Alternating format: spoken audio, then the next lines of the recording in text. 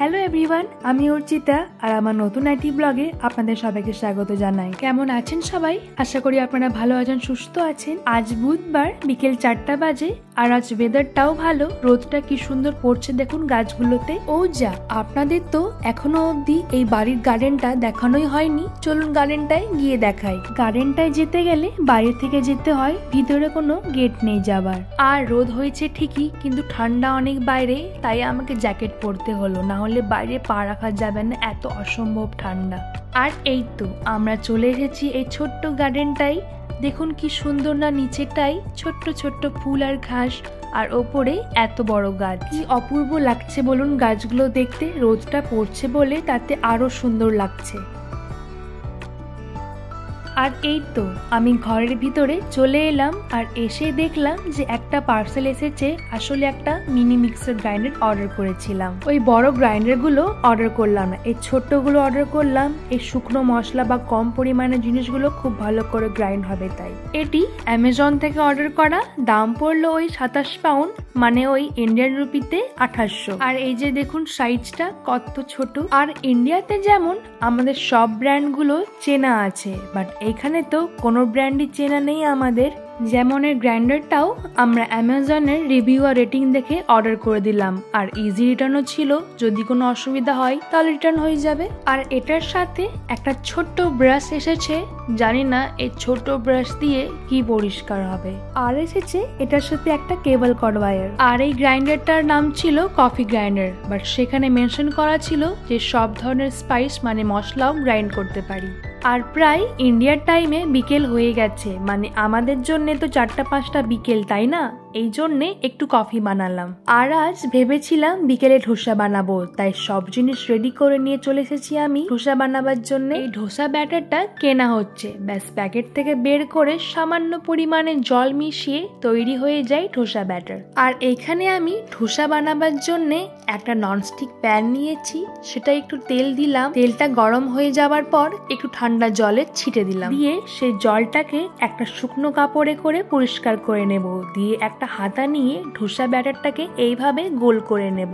আর এটার ভিতরে যে আলুটা দেব সেটা আমি আগেই বানিয়ে রেখেছি, ধোসাটা হয়ে গেলে সেই আলু মশলাটা দিয়ে দেব। ধোসা আমি এর আগে বানাইনি কখনো, বাট ইডলি বানিয়েছি, আর ধোসা ইডলি ব্যাটারটা তো সেম, শুধু ইডলি ব্যাটারটা একটু মোটা হয় আর ধোসা ব্যাটারটা একটু পাতলা, ব্যাস আর কিচ্ছু না। আর আমি ভাবছিলাম যেটা হবে কি হবে না, ভালো করে ধোসাটা উঠবে কি উঠবে না, বাট এটা খুব সুন্দরভাবে উঠে গেল, কোনো অসুবিধাই হলো না। আর আলুর পুরটা বানানো খুবই ইজি, বাস দুটো মিডিয়াম সাইজের আলু সেদ্ধ করলাম আর সাইডে পেঁয়াজ, টমেটো আর কাঁচা লঙ্কা কেটে নিলাম।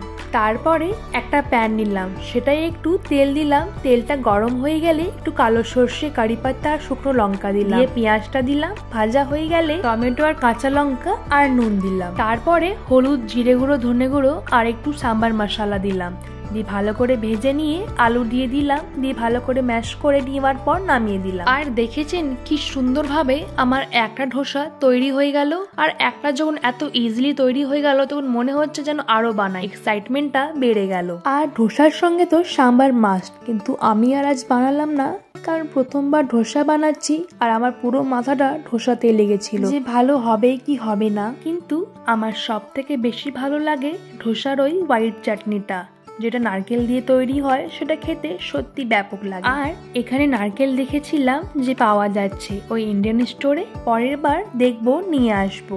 আর এই তো আমার ধোসা রেডি, বেশি বানাবো না, নাহলে রাত্রে ডিনারে কিছু খেতে পাবো না, পেটটা ভরে যাবে।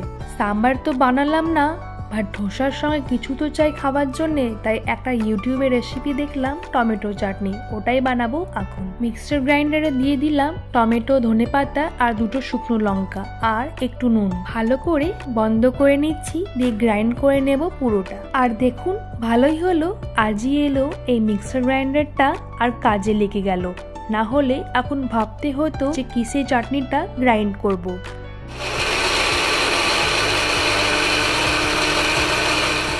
আর এটা গ্রাইন্ড করা খুবই ইজি। বাস ওটার ঢাকনাটা লাগিয়ে রাখো, নিচের দিকে টিপে রাখো, আর সেটা গ্রাইন্ড হতে থাকবে, আর সেটা ছেড়ে দিলে গ্রাইন্ড হওয়া বন্ধ হয়ে যাবে। আর এই তো আমার টমেটো চাটনি রেডি। বাস এটা একটু সর্ষে আর কারি পাতার তারকা লাগালাম, বাস চাটনি আর ধোসা খাবার জন্য রেডি। দেখতে খুব একটা মন্দ হয়নি আর খেতেও খুব ভালো হয়েছে। এটা আমি নয়, আমার বরের দেওয়া কমপ্লিমেন্ট। আর আমাদের খাওয়া দাওয়া হয়ে গেছে। আর দেখুন ওয়েদারটা মেঘমেঘ করে এসেছে, কিন্তু জল হবে না। এখানে মেঘমেঘটা সব সময় থাকে, তাই ভাবছি যে একটু বাজার থেকে বেরিয়ে আসি। আর বাজার যেতে গিয়ে আমরা এই সামনের পার্কটা ঢুকেছি। দেখুন কি সুন্দর না ফুলগুলো দেখতে, কত ধরনের ফুল ফুটেছে এখানে, ভীষণ সুন্দর দেখতে লাগছে।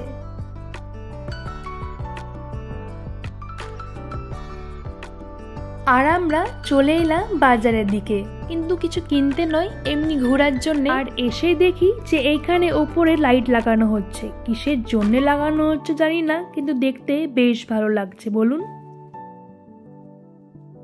চলুন এবার আসি তাহলে। আজকে ব্লগটি এইখানে শেষ করি। ভালো লাগলে একটা লাইক, কমেন্ট আর শেয়ার করে দেবেন। আর আমার ইউটিউব চ্যানেলকে অবশ্যই সাবস্ক্রাইব করে দেবেন। আর আপনারা যদি আমার ব্লগটি ফেসবুক থেকে দেখে থাকছেন, তাহলে আমার ফেসবুক পেজটাকে অবশ্যই ফলো করে দেবেন। আর ব্লগটি কেমন লাগলো আমাকে কমেন্ট করে জানাবেন। চলুন আসি তাহলে, আবার দেখা হবে পরবর্তী ব্লগে। ততক্ষণের জন্য বাই বাই।